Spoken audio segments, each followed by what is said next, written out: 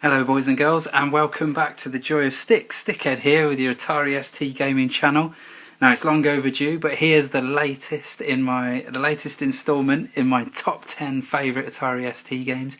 It's number 6 and Llamatron by the rather fantastic Jeff Minter, or Yak as he was calling himself at this point. Here we go.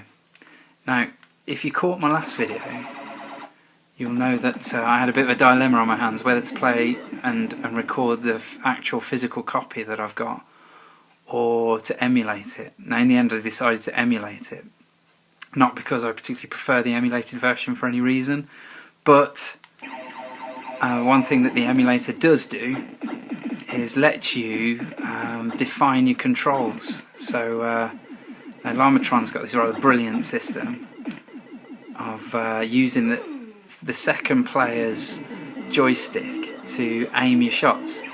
So using the emulator I can define the face buttons on my joypad to act the same as player 2's joystick, and therefore I can move and shoot in 8 different directions independently of each other, just like Robotron on the arcade. So a combination of a brilliant bit of programming there by Jeff Minter and the convenience of emulating means that I get this awesome control system. Now a little bit about Llamatron before we go any further. Have some of that. If you haven't noticed already, Jeff Minter was obviously a huge fan of Eugene Jarvis and his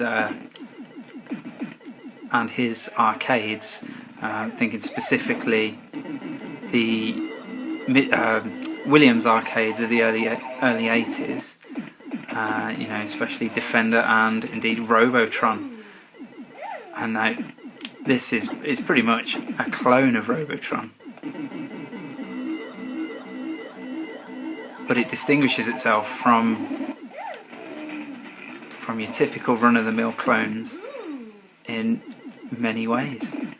One of those is the addition of quirky British humour that we love. A lot of the enemies in this game do remind me of Manic Miner and the like, Dynamite Dan on the Spectrum and things like that.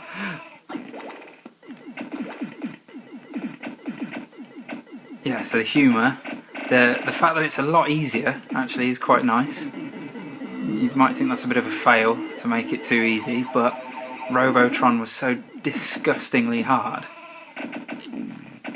that it puts me off playing it, to be honest. Do you know what I mean?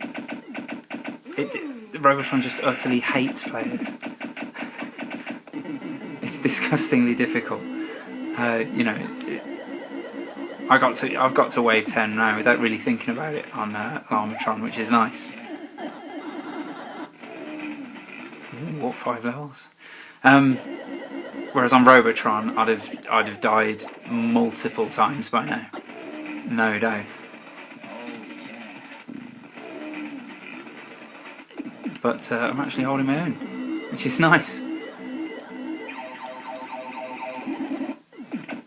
So yeah, I mean it's pretty similar to Robotron. It's oh blimey, it's a single screen arena shooter, just like Robotron. You can move and fire in all 8 directions simultaneously, just like Robotron. You have to clear a level of enemies before moving on, just like Robotron. Oh blimey. Oh, move. Oh. And you know, all these enemies crowding in on you rapidly, and you have to destroy them, and it's all about crowd control and just like Robotron. But there are differences. I mean, I've mentioned the fact that it's a lot easier, which is nice, makes it a bit more accessible. and the funky enemies and that, and the fact that you control a llama and have to rescue ungulates rather than your family. But there's blimey, there's quite a few innovations. Now you might have just seen there were umbrellas. Now some levels have rain that drips down diagonally. Oh blimey! Oh, you've just got far too overcrowded there. Yeah, so the rain. It's really hard to play this and talk at the same time. It's just that I just don't have enough brain cells to devote to the task. But yeah, some levels have rain dripping down, so you have to collect an umbrella. I don't remember that being in Robotron, I might be wrong. The brains were in Robotron, weren't they? Yeah, but then there's the Mandelbrot monster, was that on that screen just there? I heard him scream. Oh, blimey. And then there's these lasers. I don't think they were in Robotron, were they? But they appear in quite a few of Jeff Minter's games. You can keep them at bay by shooting them. It's really hard to keep an eye on those and everything else that's going on the screen. Oh, these bouncy balls are quite annoying. Oh, blimey, quite often you just find yourself completely overcrowded. Oh, that was just rubbish. Yeah, so another addition you might notice already is the presence of power-ups. I mean, every time you collect a beastie, see? I mean, what? How was I supposed to escape that?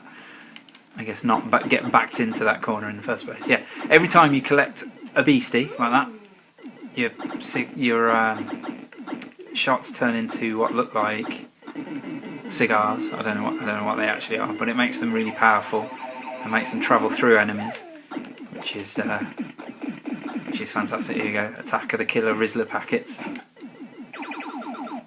going to try and keep that spawner type thing alive. No, while I get these.